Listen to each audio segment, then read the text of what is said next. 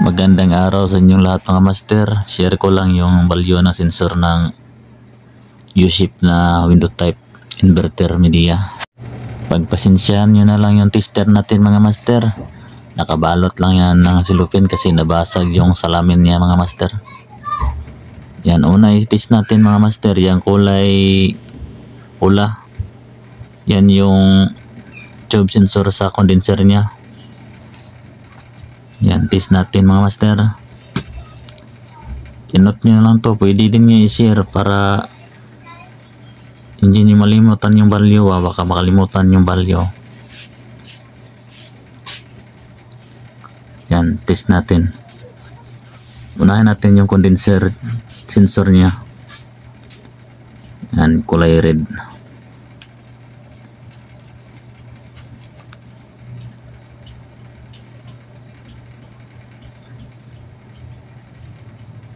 Yan.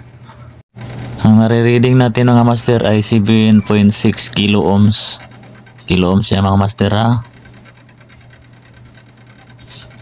7.7 kilo ohms.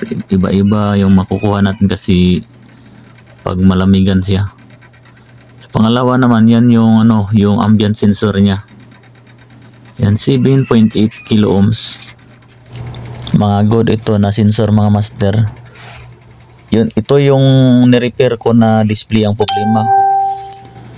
Good itong mga sensor niya kaya ginawaan ko na lang ng video para manot nyo ba, ma-share ko sa inyo kung anong value nito para pag mag-check kayo may reference na kayo. At yan naman yung yung discharge sensor, yung kulay white na may insulator niya siya na white.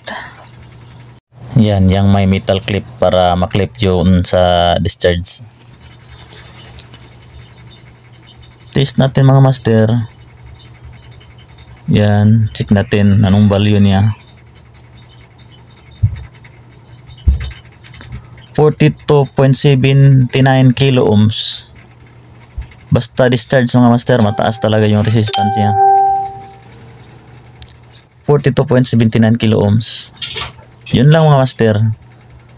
Yun lang yung mga sensor values niya. Dito siya nakalagay. Dinidemo ko kung saan ko nakuha para manot kung saan ko nabunot yung sakit ng sensor. Yan, nilagay ko para maklaro nyo talaga kung saan ko nakuha yung sensor niya mga master. Yan, yun lang mga master. Maraming salamat, sana nakatulong. God bless inyo lahat. Keep safe, sabay. God bless.